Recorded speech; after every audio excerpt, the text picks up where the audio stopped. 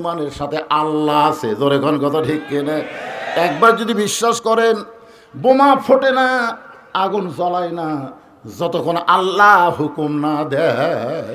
ফেরেশতা জিবরাইল বলতেছে, আল্লাহ নবী ইব্রাহিম নিচে যেভাবে দাউ দাউ করে আগুন জ্বলতেছে, আপনার বাবা রশি ধরে টানতেছে, যে কোনো মুহূর্তে চৌক থেকে আগুনের চুলার মধ্যে পড়বেন। ইব্রাহিম মুসকি মুসকি হাসার পরে, জিবরাইল আমি এখন পর্যন্ত আগুনের দিকে তাকাইনি, এখন পর্যন্ত আমি আগুনের দিকে একটাবারও তাকাইনি, আমি তাকাই আছি আল্লাহর দিকে। কারণ নমরুদ আগুন জ্বলাবার পরে আগুন পোড়ানোর ক্ষমতা নমরুদের হাতে নাই। যিনি আমাকে পোড়াবেন তিনি হলেন আমার আল্লাহ, যিনি আমাকে বাঁচাবেন তিনি হলেন আমার আল্লাহ। খালাকাল মাউতা ওয়াল হায়াতা, তিনি আমার আল্লাহ। জোরে বলেন তিনি কে? তিনি হলেন আমাদের আল্লাহ। ফেরেশতা জিবরাইল বললেন, যদি আপনি চান আল্লাহ আমাকে 600 পাকা দিছে। কয়শো? একটা পাকার বাতাস দিব, আগুনের চুলা সাগরের মধ্যে গিয়ে নিভে যাবে।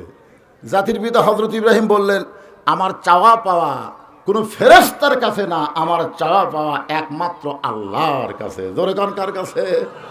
আল্লাহ কাছে জিবরাইল রে খবর কি? জিবরাইল বলতেছে, আল্লাহ যে ইমান দিয়ে তুমি তাক দুনিয়াতে পাঠাইছো আমার পরীক্ষা, সে কোনোদিন ফেল করবে না, ও গোল্ডেন এ প্লাস পাইছে। সুবহানাল্লাহ বলেন। সঙ্গে সঙ্গে আল্লাহ ঘোষণা করলেন, কুলনা ইয়া নারু কুনি বারদাও ওয়া সালামান আলা ইব্রাহিম। আগুনের চুলাকে শান্তির বাগান হিসেবে পেয়ে গেল। শুকরিয়াতান 4 রাকাত নামাজ আদায় করলেন। লাইলাতুল মিরাজ আল্লাহ বলে, নবী গো, ইব্রাহিম নবী নমরুদের চুলাকে শান্তির বাগান পায়া শুকরিয়া স্বরূপ যে 4টা রাকাত নামাজ আদায় করেছিল, এই 4 রাকাত নামাজ আমি যত্ন করে রেখে দিয়েছি। আজকে লাইলাতুল মিরাজে আপনার উম্মতের জন্য জোহরের 4 রাকাত ফরজ হিসাবে দিয়ে দিলাম। আপনার উম্মতেরা জোহরের 4 রাকাত ফরজ নামাজ যখন জামাতে আদায় করবে, ইব্রাহিম নবীর সম পরিমাণ সওয়াব আমি আল্লাহ দিয়া দিব। এখন আপনার বলেন, আমাদের সে আল্লাহ আছে না নাই? জোরে করে আছে না নাই? নমরুদের আগুনের চুলা যদি আল্লাহ শান্তির বাগান বানাবার পারে, ভারতের হাতে যত অস্ত্রই থাক, আমার আল্লাহ যদি ফুটার আর নিষেধ করে, কখনো অস্ত্র ফুটবে না, ফাটবে না, মুসলমানের কোনো ক্ষতি করতে পারবে না। তারপরে মুসলমান আবার মিছিল করতেছে, মরতে চাই। ওরা ভয়ে 10 মাইল দূরে যাবে। জোরে কোন কথা ঠিক কিনা? যারা মরতে চায় তাদেরকে ভয় দেখায় কোনো লাভ। আবু সাইদ মরতে চাইছে, মারো। কারণ বাতিলের সঙ্গে আপোষ করে বেঁচে থাকার চাইতে ইমান নিয়ে মরা অনেক ভালো। জোরে কোন কথা ঠিক কিনা? আবু সাইদ কি মরছে? হ্যাঁ, দুনিয়ার দৃষ্টিতে মারা গেছে। আল্লাহ কোরআনে বলেছেন, ওয়ালা তাকুলু লিমান ইউকতালু ফি সাবিলিল্লাহি আমওয়াতুন বাল আহইয়াউ ওয়ালাকিল্লা তাশউরুন। তোমাদের সাধারণ চোখে মনে হবে আবু সাইদ মারা গেছে, কিন্তু মরেনি তো। এ বছর যত ছেলে জন্ম নিচ্ছে, অধিকাংশ ছেলের নাম মানুষ রাখতেছে আবু সাইদ। অধিকাংশ ছেলের নাম আমার এলাকার অটোমেটিকভাবে কয়েকটা নাম আবু সাইদ হয়ে গেছে। একেবারে যেই জন্ম নিচ্ছে হয় আবু সাইদ, না ইয়ামিন, না হয় মুগ্ধ, এগুলো নাম বেশি বেশি রাখতেছে। এখন পর্যন্ত যে কয়টা মেয়ে সন্তান জন্ম নিচ্ছে, ভুল করে কেউ হাসিনা নাম থইনি। জোরে কোন কথা ঠিক কিনা? তারপরে বোঝা গেল হাসিনাই নাই, আবু সাইদ গুলো আছে। জোরে কথা ঠিক না কে হয় রে? আল্লাহর কোরআন কি মিথ্যা? যে আল্লাহ রাস্তায় যারা জীবন দিবে এদেরকে তোমরা মৃত্যু বলো না, আমি আল্লাহ বলতেছি তারা অমর, তারা জীবিত। জোরে করেন সুবহানাল্লাহ। আল্লাহর বান্দারা, আল্লাহ মুসলিম মৃত্যুকে পছন্দ করার 2 নম্বর কারণ কি? 1 নম্বর কারণ হলো না মরলে জান্নাতে যাওয়া যাবে না।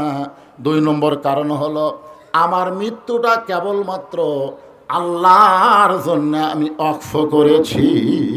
আল্লাহু আকবার। সবাইকে এরকম নিয়ত করতে পারেন যে মরাই যখন লাগবে আমরা আল্লাহর জন্যই মরব। না, মরা তো লাগবেই। লাগবে না? মরা লাগবে না? এখন মরা লাগবে না তো মরবো কার জন্যে? আল্লাহর জন্যে।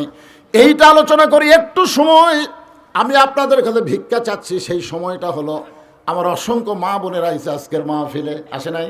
আমি আসার সময় দেখলাম পুরুষ মানুষই নাই, খালি মেয়েরা আসতেছে। আমি দেখলাম অসংখ্য মা বোনেরা আইসে। এদের জন্য 10টা মিনিট ওয়াজ না করলে ওরা খালি যাবি আর কবে হুজুর যে কী করলো বুঝবার পারলাম না। আমার মায়েরা শোনেন, মেয়েদের জন্য আমল কিন্তু বেশি না। আল্লাহ রাসূল ফাতেমার ঘরে গিয়ে বললেন, ফাতেমা তোমার হাতটা বাড়ায় দাও। ফাতেমা যখন হাতটা বাড়ায় দিলেন, নবী হাতের আঙ্গুল ধরে একটা চুমা দিলেন। আপনি মেয়েদেরকে চুমা দিতে পারবেন, মেয়েরা যখন বড় হয়ে যাবে কপালে দিবেন, হাতে দিবেন, এগুলো দেওয়া যাবে। তো রাসূল ফাতেমার হাতে চুমো দিয়ে বললেন, ফাতেমা তোমার কি কখনো মনে হয় যে তুমি আল্লাহর নবী মেয়ে হওয়ার কারণে আল্লাহ তোমাকে জান্নাত দিবে? এ কথা কি কখনো তোমার মনে হয়? ফাতেমা বলতেছে, বাবা যে কি কম, আপনি শুধু নবী, আপনি হলেন বিশ্ব নবী, আর আপনার মেয়ে হওয়ার কারণে আমি জান্নাতি, এটা তো আমার বারবার মনে হয়। রাসূল বলেন, ফাতেমা খবরদার এই কথা মনে করো না যে নবীর মেয়ে হওয়ার কারণে আল্লাহ তোমাকে জান্নাত দিবে, এটা কখনোই মনে করবা না। জান্নাতে যদি যাবার চাও তাহলে জান্নাতের আমল করে তোমাকে জান্নাতে যেতে হবে।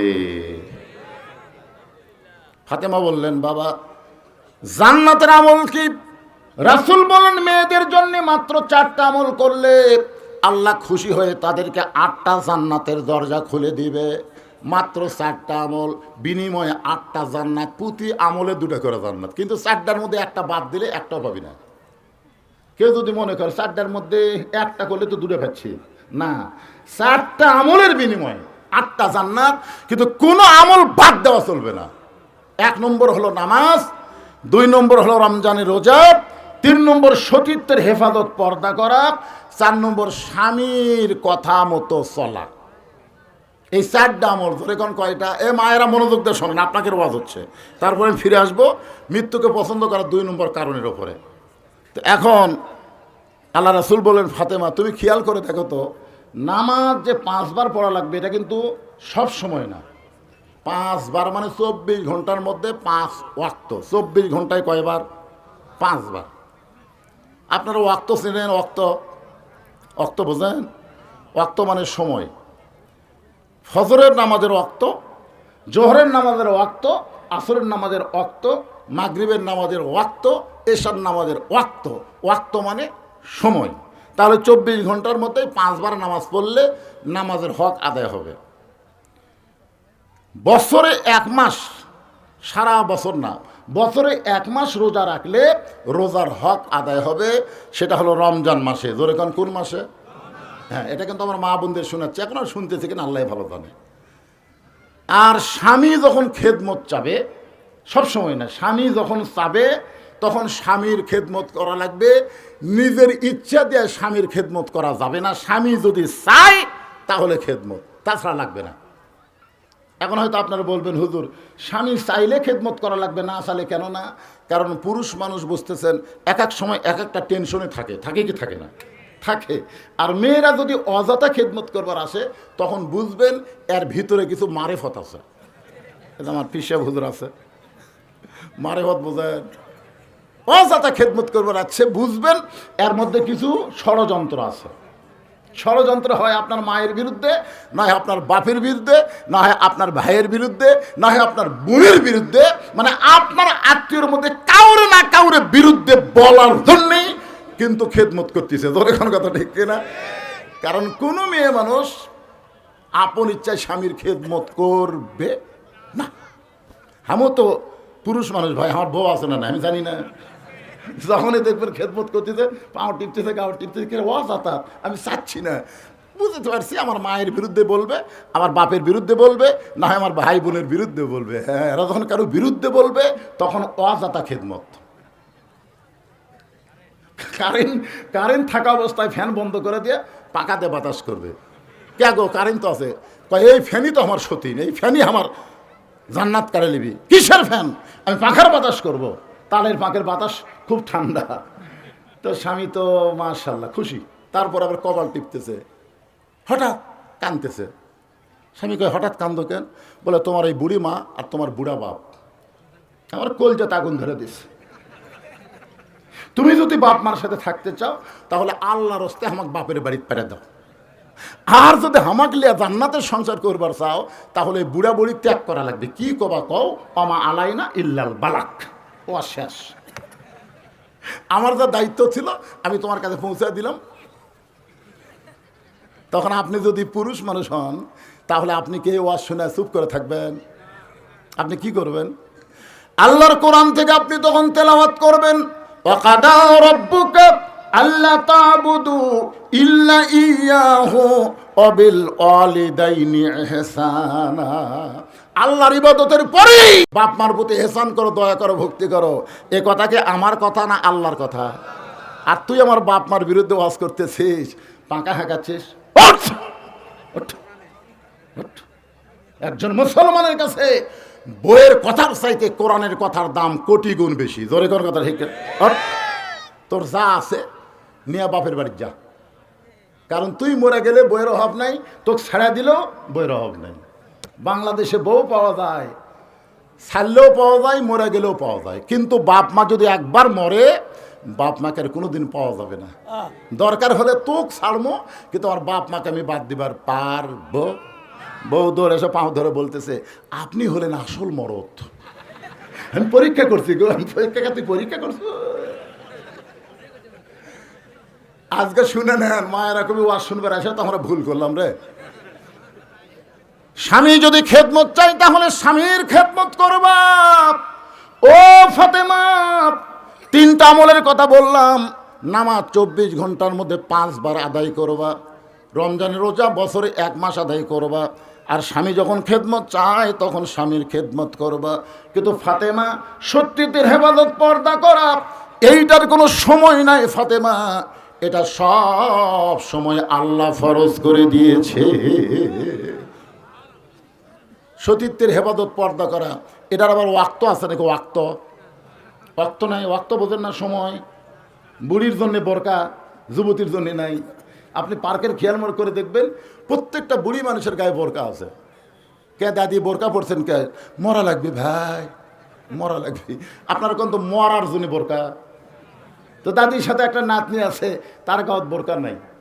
আপনারা বলেন তো, আমার মতন যারা মুরব্বী মানুষ তাদেরও মন কিন্তু বুড়া হয়নি।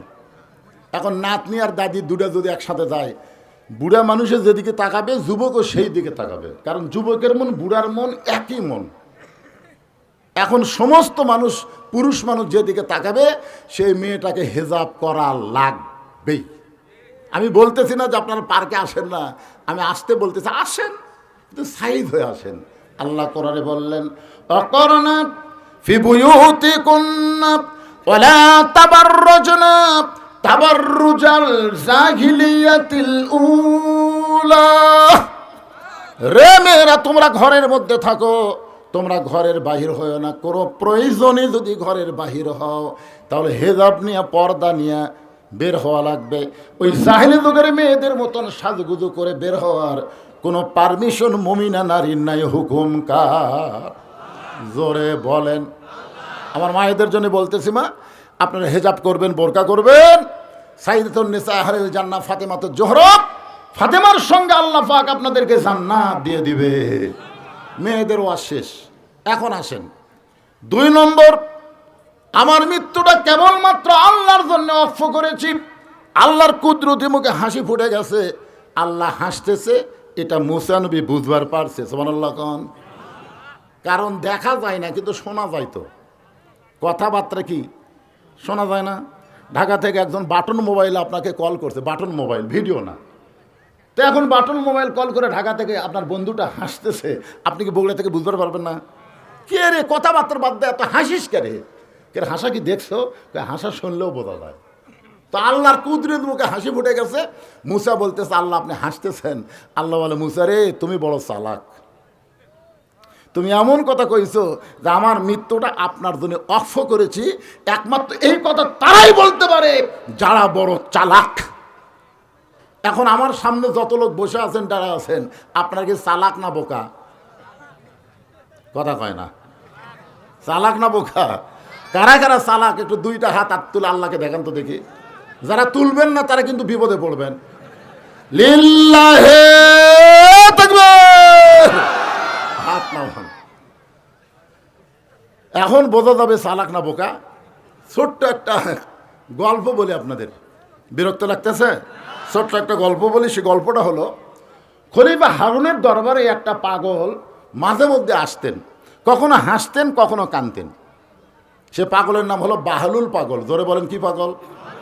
তো উজির নাজির মন্ত্রীরা একদিন খলিফা হারুনকে বলতেছে, যাবো না, এই পাগলকে রাজদরবার থেকে বের করে দেন, কারণ এর জন্যে রাজদরবারের মর্যাদা নষ্ট হয়ে যাচ্ছে, সুনাম ক্ষুণ্ণ হয়ে যাচ্ছে, পরিবেশ থাকতেছে না, কখনো হাসে কখনো কান্দে, এটা কোনো মানুষের সাইজ হলো?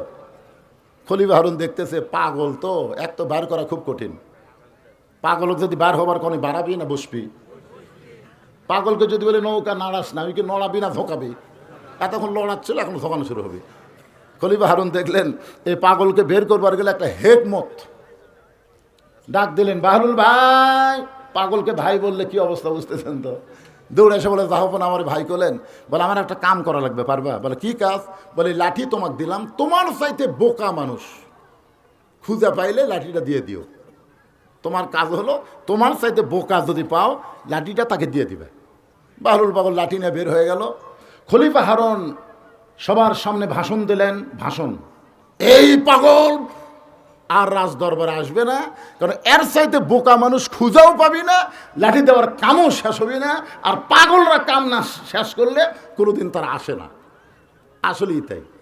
কয়েক বছর হয়ে গেল বাহলুল পাগল আর রাজ দরবারে আসে না। উজির নাজির মন্ত্রীগুলো, পাগল মনে হয় মরছে।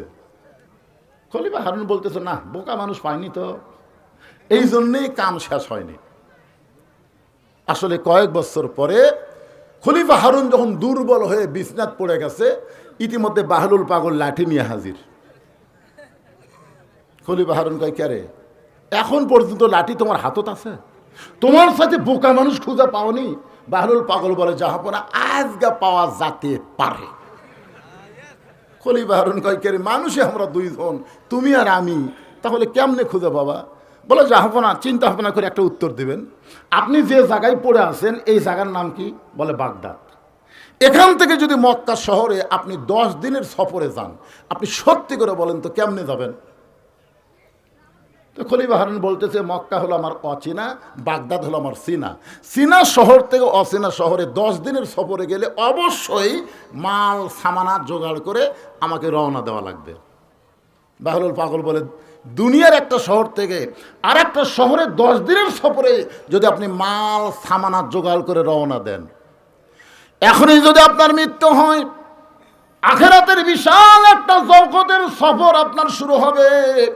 যে জগতের সফর শুরু হইলে শেষ হবে না, ওই জগতের সফরে আপনি কতটুকু মাল সামানা জোগাড় করেছেন? খলিফা হারুন শুধু কান্দে আর কান্দে। বাহলুল, এতদিন মনে করেছিলাম তুমি পাগল, কিন্তু আজকে দেখতেছি তুমি পাগল না। এখনই যদি আমার মৃত্যু হয়, ওই জগতের কোনো কিছুই আমি তেমনভাবে জোগাড় করতে পারি নাই। বাহলুল পাগল বলে, তাহলে আপনার লাঠি আপনি নেন, আপনার লাঠি আপনি নেন। এই দুনিয়াতে আসার পরে মৃত্যু সামনে আছে এইটা জানার পরও যারা আখিরাতের মাল সামানা জোগাড় করে না, এরা হলো দুনিয়ার সবচাইতে বড় বোকা। আপনারা কি চালাক না বোকা? এখন কি বলতেছেন? না, কিছুক্ষণ আগে হাত তুলছেন আমরা চালাক, এখন বোকা হলে হবে না। আখিরাতের মাল সামানা জোগাড় করার জন্যে, এই যে দর্শনীয় মসজিদ নির্মাণের জন্য আপনাদের কাছে একটু ব্যাগ যাবে, রুমাল যাবে। যারা চালাক মনে করবেন আজকের দান, এই দানটা আমার আখিরাতের পাতে হবে, কবরের পাতে হবে, তারা দিবেন। আর যারা বোকা মনে করছেন দুনিয়াতে আচ্ছি আমরা যাচ্ছি না, তাদের কাছে দরকার নাই। ভাইজান ব্যাগ নিয়ে না কি নিয়ে তোমরা আদায় করবো, ভেতরে যাও, চাদর হোক গামছা হোক যেটা নিয়ে যাও। আর এই সাইডে চেয়ারত যারা বসে আছেন আপনারা সম্ভ্রান্ত মানুষ, কারণ চেয়ার সবাইকে দেওয়া হয় না তো, এই জন্য আপনারা ওই ব্যাগের মধ্যে না দিয়ে আমার হাতে দেবেন। 10,000, 20,000, 5,000, 2,000 যে যা পারেন। এই সাইডে যারা বসে আছেন সম্মানী ব্যক্তিদের কাছে আমি ব্যাগ পাঠাবো না, আপনারা হাতত যা পারেন আল্লাহর ঘরের জন্য, মসজিদের জন্য। একজনের এত বড় চাদর ব্যাগ নাই, এরকম ব্যাগ শপিং ব্যাগ, এই ব্যাগে আদায় করা খুব ভালো। আচ্ছা চাদরই করেন, অসুবিধা নেই। যারা চালাক তারা দিবেন, যারা বোকা দরকার নাই, বোকার টাকা পকেটেই থাক, অসুবিধা নেই। মরা গেলে অন্য কেউ খাবে, আপনি খালি মরে দেখেন টাকা কিভাবে লুট হয়ে যায়। আয় রে বোকার জাত, আজকে চালাক হন, কবরের পথে জোগাড় করার জন্য যার সামর্থ্যে যা হয় আল্লাহ রসে দান করবেন। এদিকে সিয়ার থেকে একটা ভাই উঠলেন না 500, 1000, 2000 টাকা দিয়ে, একটা লোক ওঠেন তো বললি যদি আল্লাহ কবুল করে তাহলে জবান খুলে বলতে অসুবিধা কি, মরা তো লাগবেই। তো আল্লাহর জন্য মরলে তো লাভ রে পাগল। বইয়ের জন্য মরবেন, প্রেমিকার জন্য মরবেন। এই পার্কের মধ্যে অনেকে গলা জোড়া কয় তুমি আমার জীবন আমি তোমার জীবন। হায় হায় হায় হায়, 2 দিন পরে দুইজন দেখবার পারে না। আল্লাহর একজন বান্দা কিছু দান করেছে, আল্লাহ কবুল করেন। 3 নম্বর কারণ হলো মুসা বলতেছে আল্লাহ, 3 নম্বর কারণ হলো কতজনকে কত কি দিলাম, যাবার কালে এক সামসারও দেখা না পাইলাম। সাবেক প্রধানমন্ত্রী হাসিনা যখন যাচ্ছিলেন, কি বলেন, টিএমএস হেলথ সেক্টর থেকে 14,851, আপনারা 1 টাকা গুটি পান, 1 টাকা চলে এখন না। এটা তো যে বিয়ার মহরণার মতন হচ্ছে রে বারে। 56, 51, 10,851 টাকা দান করেছে আল্লাহ। তাদের পক্ষের দানকে আল্লাহ কবুল করেন। জোরে বলে আল্লাহুম্মা আমিন। আপনারা দেখছেন কিছুদিন আগে বেগম খালেদা জিয়াও কিন্তু বাংলাদেশ থেকে গেছে, যায়নি? কাতার এয়ারলাইন্স থেকে এত সুন্দর একটা বিমান পাঠাতেছে। সাবেক প্রধানমন্ত্রীর কাছে বারবার বলেছিল বিদেশে একটু চিকিৎসা করা লাগবে, কারণ না আইনের ফাঁক ফোকর নাই, যাবার দেয়নি। আরে হায়, হাসিনা যখন গেল আমি একটা ভিডিও দেখছি ভাই, সাবেক প্রধানমন্ত্রী হাসিনা খালি এরকম চারিদিকে তাকায় আর দেখে যে আছে কিনা, কিন্তু নাই, কেউ নাই। চলতে পথে 2 দিন থামিলাম, যাবার কালে এক চামচারও দেখা না পাইলাম। একটা চামচা আগেই পলাছে। তোরে খান কথা ঠিক কিনা? এই শামীম ওসমান হজরত ছিল, সে আর নাই, আগে গেছে। আর এই কাদের যে কুটি লুকা ছিল ভাই, খুঁজে পাওয়া যায় না। তোরে খান ঠিক কিনা? আর বেগম যে কিভাবে গেল দেখলেন, কি সম্বর্ধনা দিয়ে তাকে নিয়ে যাওয়া হলো। তুমি যাকে আইনের ফাঁক ফোকর দেখালে তাকে আল্লাহ সম্মান দিয়ে নিয়ে গেল, আর তুমি কেমনে গেলা? এটি জনগণ বিশ্বাস করে। তুইজ্জু মান তাশা তুযিল্লু মান তাশা বিয়াদিকাল খায়র ইন্নাকা আলা কুল্লি শাইইন কাদির। সম্মান দেওয়ার মালিক কে? অপমান করার মালিক কে? ভালো মন্দের মালিক কে? সমস্ত ক্ষমতার মালিক কে? বিশ্বাস করতে হবে ভাইদান। আমি সব, এটা আমার বাপের দেশ, আমার দেশ, তো পলান লাগলো কেন? এখান থেকে ইমানটা খেয়াল করবেন। মুসা বলতেছে আল্লাহ মৃত্যুকে পছন্দ করার 3 নম্বর কারণ হলো দুনিয়াটা ক্ষণস্থায়ী, আর মরার পরে যে জীবনটা পাবো সেটা হলো চিরস্থায়ী। আপনারা বলেন তো ক্ষণস্থায়ী ভালো না চিরস্থায়ী ভালো? আপনারা কোনটা চান? তো চিরস্থায়ী যদি চান তো থাকা যাবে না, তো যাওয়াই লাগবে। আল্লাহ পাক আজকের আলোচনা বুঝ মোতাবেক সবার জন্য কবুল করুক, সকলে বলে আমিন। এখন হুজুর আছে এখানে, কিছু কথা বলে উনি মোনাজাত করবেন। জি,